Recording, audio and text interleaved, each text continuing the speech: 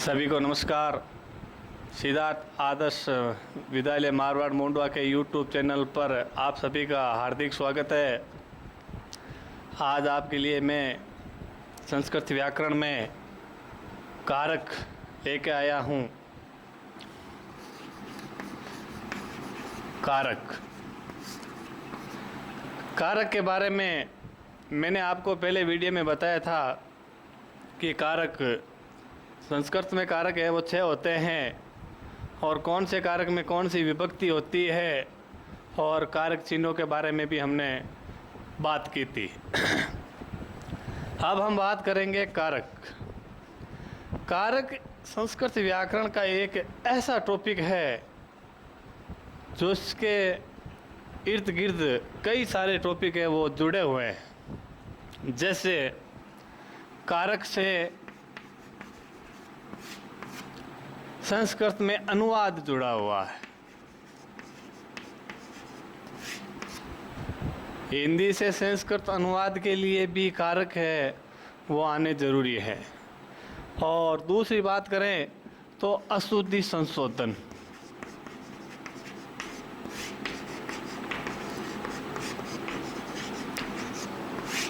अशुद्धि संशोधन अर्थात हमारे बोर्ड एग्ज़ाम में भी इस प्रकार का क्वेश्चन आता है कि आपको अशुद्ध वाक्य दिया जाएगा और आपको उसको शुद्ध करके लिखना है। ये टॉपिक भी कारक से जुड़ा हुआ है। और अनुवाद जो है यानी हिंदी से संस्कृत अनुवाद, जिसमें कारक महत्वपूर्ण कड़ी है, क्योंकि कारक एक संस्कृत के नियम हैं एक तरह से। अगर बात करें कारक शब्द की तो कारक शब्द मूल रूप से क्रय धातु से बना हुआ है। क्रय धातु है और णवुल प्रत्यय जुड़ा हुआ है। ऐसा क्वेश्चन 6वीं, 7वीं और 8वीं में पूछा जाता है कि कारक में कौन सा प्रत्यय है या धातु और प्रत्यय को जोड़ करके नया शब्द बनाया जाता है। इस प्रकार के क्वेश्चन है वो 6, 7, 8 में आते हैं। तो णवुल प्रत्यय है। णवुल प्रत्यय का वु शेष रहता है। मैं आपको यहाँ पर थोड़ी सी जानकारी देना चाहूँगा। वु शेष रहता है। वु जो कि संस्कृत का एक सूत्र है यु और ना को।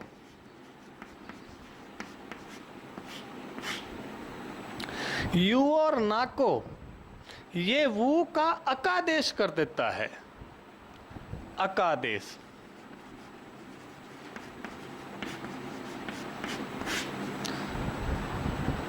वू का अकादेश तो अक शेष रहता है और क्रेश से जुड़ करके कारक बनता है। तो ये तो थी कारक शब्द का परिचय। अगर हम बात करें अनुवाद की तो अनुवाद में 6, 7, 8 में भी एक क्वेश्चन आता है उपसर्ग से जुड़ा हुआ। अनुवाद शब्द है वो भी अनु उपसर्ग है और वद धातु है। अनु उपसर्ग वद धातु। अब मैं आपको कारक से शुरुआत करता हूं वापस। कारक में जैसे मैंने आपको बताया था कारक 6 होते हैं, विभक्तियां 7 होती है। तो प्रथमा विभक्ति में कर्ता कारक होता है, ये हम पिछले वीडियो में पढ़ चुके हैं। तो सबसे पहले प्रथमा विभक्ति कर्ता कारक।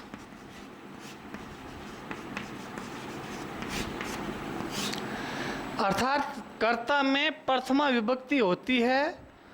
कहाँ कहाँ पर होती है, कौन कौन से नियम हैं, ये नियम ही क्या है, कारक है।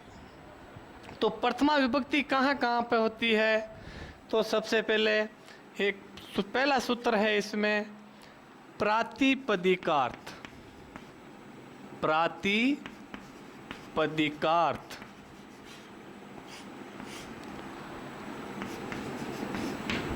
लिंग परिमाण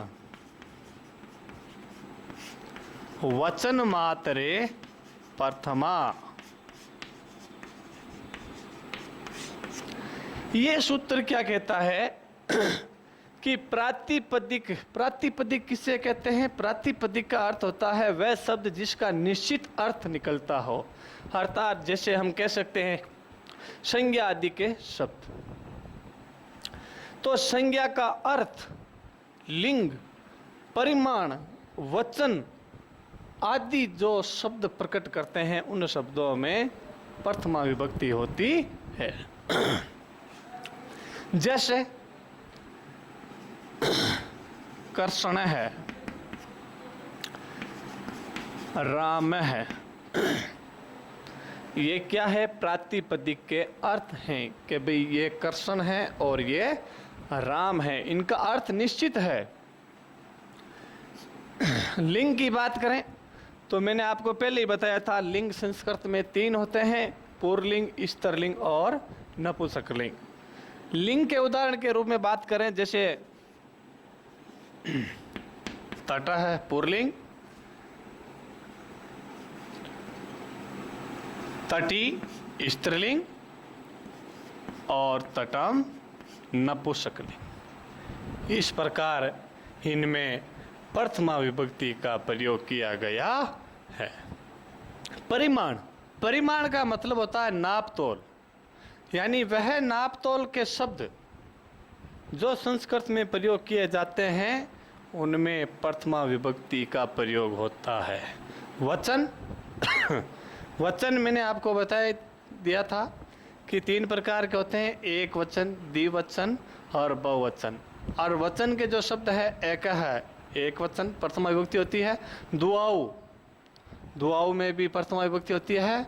और बहुवचन के लिए शब्द प्रयोग किया जाता है संस्कृत में बहवः है। एक है दुआऊ और बहवः, इन तीनों शब्दों में भी प्रथमा विभक्ति का प्रयोग किया जाता है। अब आगे बात करेंगे प्रथमा विभक्ति कहाँ कहाँ पर होती है। एक हम वाच्य परिवर्तन पढ़ते हैं संस्कृत में। वाच्य परिवर्तन, वाच्य यानी वाक्य, सेंटेंस कहते हैं जिसे। तो एक कर्म वाच्य होता है, कर्म वाच्य। वाच्य 3 प्रकार के होते हैं, कर्तृवाच्य, कर्म वाच्य, भाव वाच्य। तो कर्म वाच्य के कर्म वाच्य के कर्म में प्रथमा विभक्ति होती है।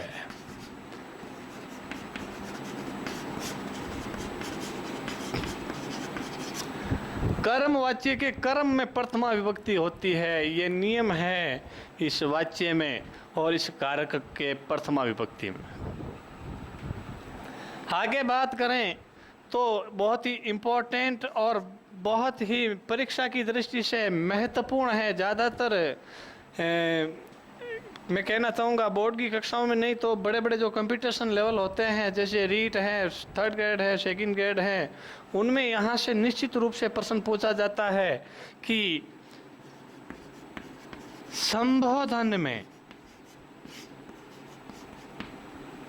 संबोधन में भी प्रथमा विभक्ति का प्रयोग किया जाता है।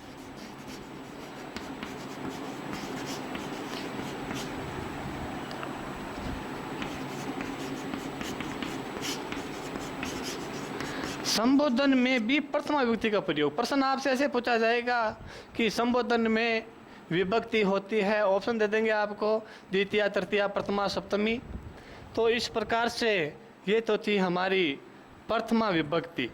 अब हम बात करेंगे द्वितीय विभक्ति के बारे में।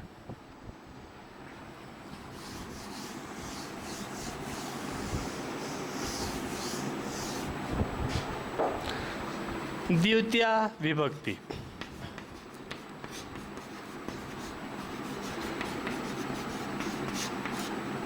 कर्म कारक।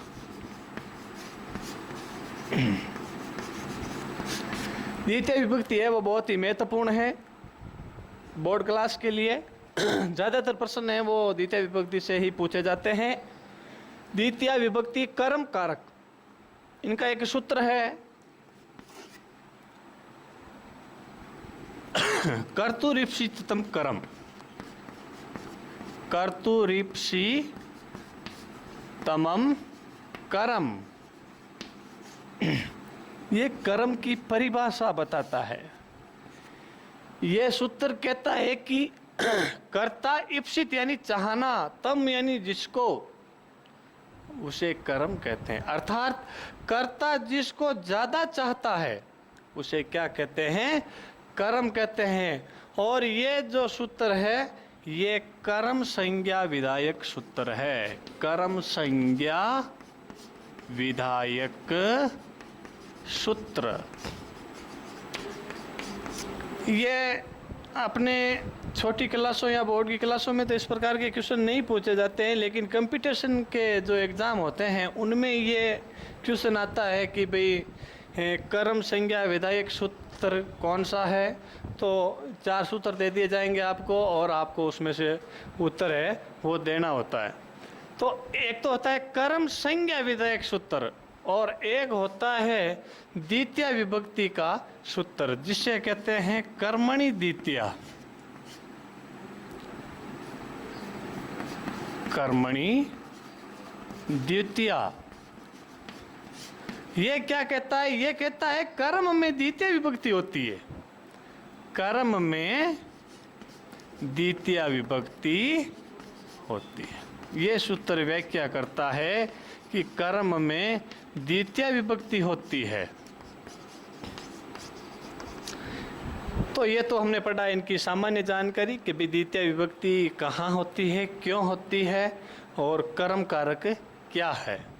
अब हम इनके विशेष उदाहरणों के माध्यम से समझेंगे, जिसे इसके माध्यम से इसका जो एक महत्वपूर्ण सूत्र है, अगला सूत्र यह है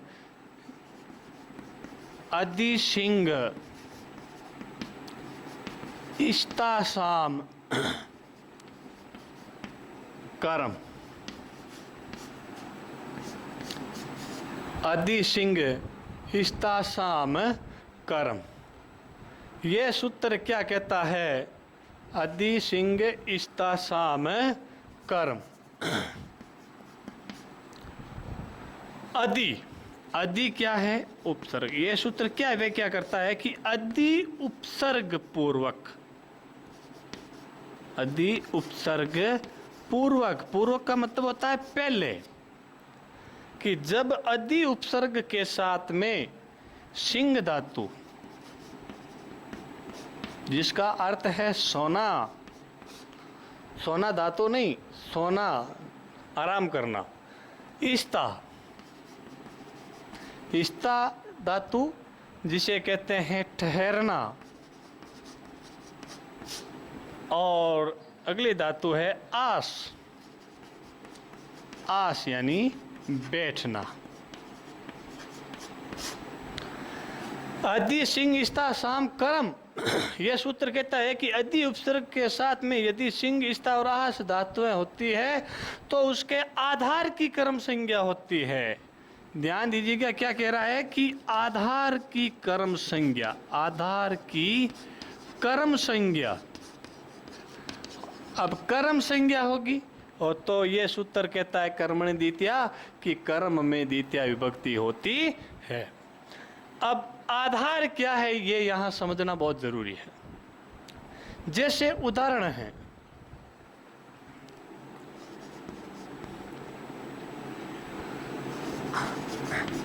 अध्यापक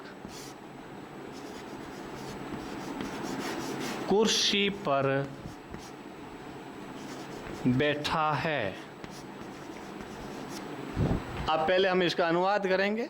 अध्यापक कर्ता है, कुर्सी पर बैठना एक क्रिया है, तो अध्यापक कर्ता, कर्ता में प्रथमा विभक्ति, शिक्षक है या अध्यापक है, जो भी कुछ भी लिख सकते हैं आप। आसंदी कायाम, कुर्सी को संस्कृत में कहते हैं आसंदी, आसंदी का याम होता है सप्तमी आसंदी काम,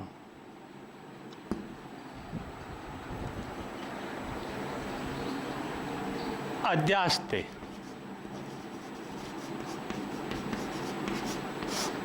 आदि उपसर्ग आस तत्व। तो यहाँ पर हम आधार समझ रहे हैं कि भी आधार की कर्म संज्ञा कैसे हुई। आधार का मतलब सोना किस पर सो रहा है, पलंग पर सो रहा है तो पलंग है वो उसका आधार है। इस्ता यानी ठहरना, वो कहाँ पर ठहरा उस जगह का नाम वो क्या है, आधार है। हाश यानी बैठना, कहाँ पे बैठा है, किस पर बैठा है, वो उसका क्या है, आधार है। तो यहाँ पर आसंदी काम क्या है, आधार है। इसलिए अध्यापक है वो कुर्सी पर बैठा है। तो ये सूत्र था। इसके बाद में हम अगर द्वितीय विभक्ति की बात करें तो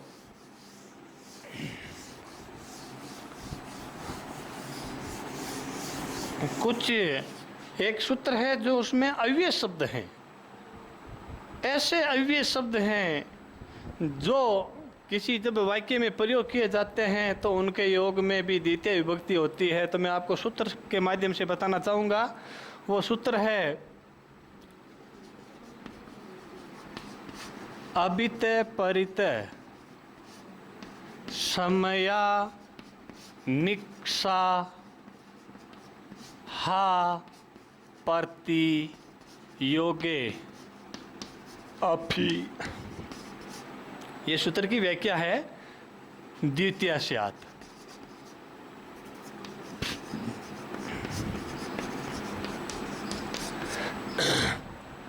अव्यय शब्द हैं अबितय, परितय, समया, निक्षा, हा और प्रति आदि के योग में भी द्वितीय विभक्ति होती है। अब कैसे होती है, उदाहरण देखिए। अबितय का मतलब होता है दोनों ओर,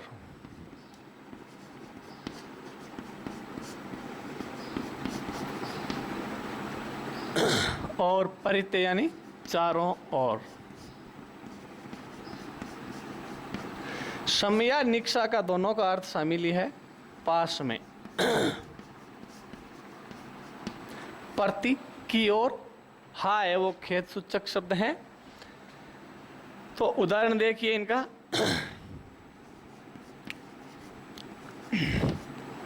राजमार्गम,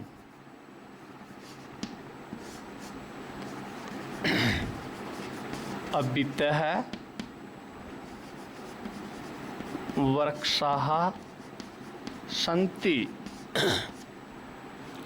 राजमार्ग के दोनों ओर वृक्ष हैं या पेड़ हैं। तो अबित्य शब्द का प्रयोग किसके लिए किया गया है, राजमार्ग। क्योंकि राजमार्ग के दोनों ओर क्या है, वृक्ष है। अब इस प्रकार के क्वेश्चन हैं वो हमारे, मैंने आपको जैसे बताया था कि कारक है वो अनुवाद और अशुद्धि संशोधन दोनों में बहुत बड़ा काम आने वाला टॉपिक है। तो अनुवाद में तो हो ही गया। जैसे अगर इसका हिंदी अनुवाद करें कि राजमार्ग के दोनों ओर वृक्ष हैं, इसका संस्कृत अनुवाद कीजिए तो राजमार्गम अबितः वृक्षा सन्ति। और अशुद्धि संशोधन की बात करें, कई बार परीक्षा में ऐसे क्वेश्चन आता है जैसे राजमार्गम की जगह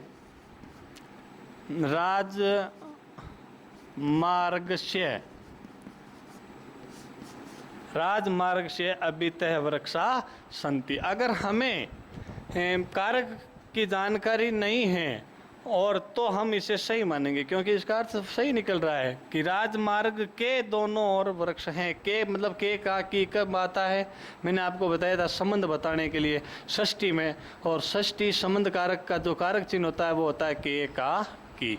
लेकिन कारक है द्वितीय विभक्ति कर्म कारक में जो नियम है वो क्या कहता है कि अबिते परिते समय निक्षा प्रति योगे अपि द्वितीय स्यात्। इसलिए ये अशुद्ध है और इसे हम वापस शुद्ध करके लिखेंगे तो राजमार्गम होगा।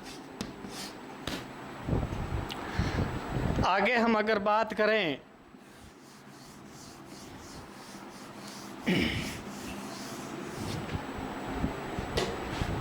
एक सूत्र है उपानुध्यांग वश।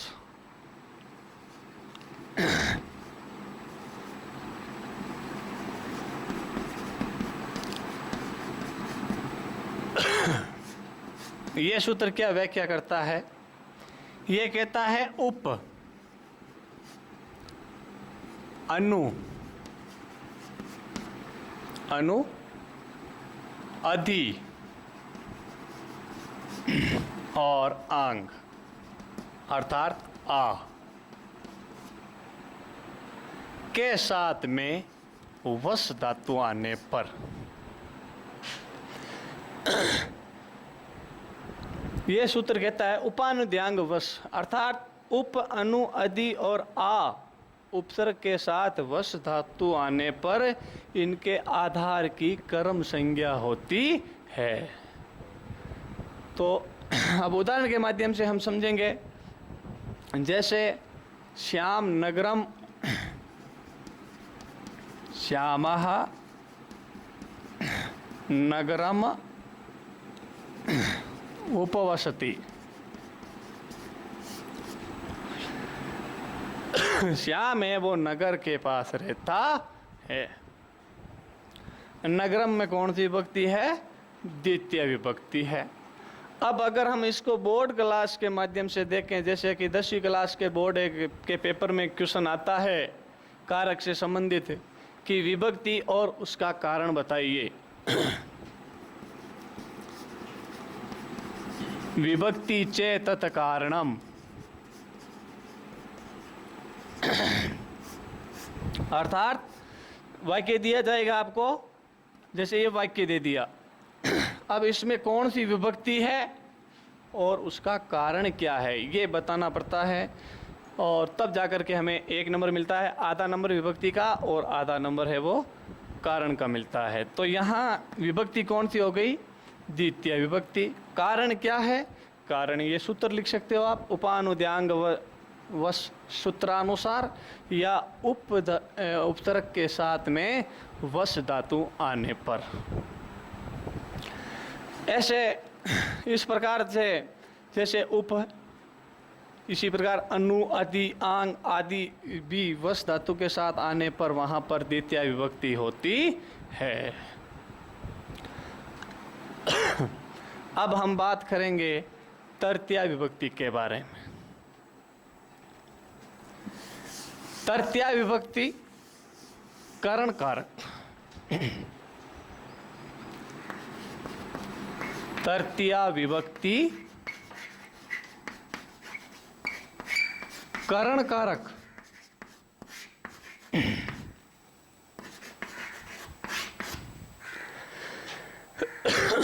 करण कारक, करण किसे कहते हैं?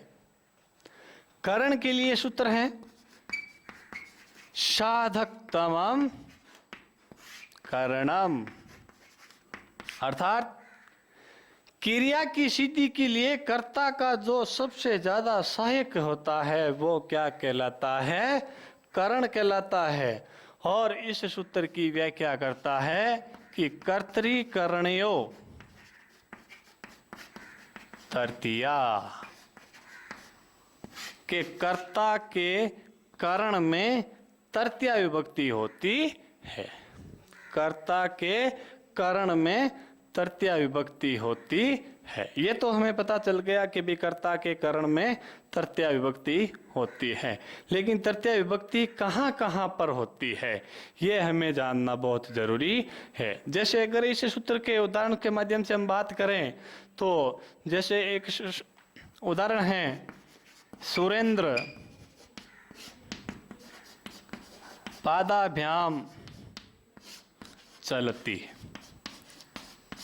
ये एक उदाहरण है, इसके माध्यम से आप समझिए कि सुरेंद्र कौन है? कर्ता है। पादाभ्याम पैर क्या है? यहाँ पर करण है। और चलना क्या है? धातु। आपको देखना है कि ये करण कैसे हुए। सूत्र क्या कहता है? साधक तमम करणम, यानी कर्ता की क्रिया की सिद्धि के लिए। क्रिया क्या? चलना। तो चलना किससे पड़ेगा? पैरों से। तो पैरों से चल करके वो अपना कार्य की सिद्धि करेगा तो उसको क्या कहेंगे? करण। और करण में कौन सी विभक्ति होती है? तृतीया। तो अब इसमें वो वाली बात है कि जैसे भाई कि विभक्ति और कारण कौन सा है? तो विभक्ति तृतीया है और कारण में क्या लिखोगे? साधक तमम करणम। साधक तमम करणम। इसके बाद सूत्र के बारे में हम बात करें तो बहुत ही महत्वपूर्ण सूत्र है एक तृतीया विभक्ति का, जिसे कहते हैं येनांग विकार है। येनांग विकार है। यह सूत्र क्या कहता है? येन अंग विकार। येन अंग विकार यानी जिस विकार युक्त अंग से शरीर में, जिस विकार युक्त अंग में शरीर में विकार दिखाई देता है, उस विकृत अंग की करण संज्ञा होती है, अर्थात उसमें तृतीया विभक्ति होती है। जैसे उदाहरण पढ़ते हैं, से नेत्रेण काणे अस्ति। से नेत्रेण काणे अस्ति। नेत्रेण यानी विकृत अंग। अंग कौन सा है? आंख है। विकार क्या है? कि वो काणा है। तो विकृत अंग की कर्ण संज्ञा होती है और कर्ण में तृतीया विभक्ति होती है। अब यहाँ पर अगर प्रश्न पूछते हैं कि भाई इसमें विभक्ति और कारण कौन सा है, तो विभक्ति नेत्रेण में तृतीया विभक्ति है और कारण है येनांग विकार सूत्रा अनुसार। इसके बाद में जो सूत्र है वो है हेतो। हेतो एक सूत्र है।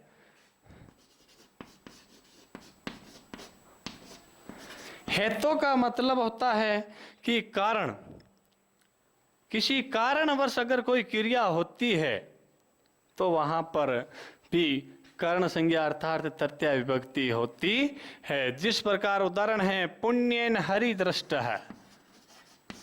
पुण्येन हरि दृष्ट है। पुण्य से हरि के दर्शन हुए।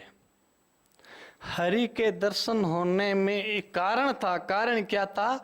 कि पुण्य, पुण्य के कार्य करने से हरि के दर्शन हुए। तो इस प्रकार हेतु सूत्र का ये उदाहरण है। अगर इस प्रकार के क्वेश्चन परीक्षा में आते हैं तो आप इसमें लिखेंगे पुण्य में तृतीया विभक्ति और इसका कारण क्या है? हेतु सूत्र अनुसार। तो आज के वीडियो में हम इतना ही पढ़ेंगे। अगले वीडियो में इससे आगे का भाग है वो आपको पढ़ाया जाएगा। एक बार फिर से आप सभी को नमस्कार।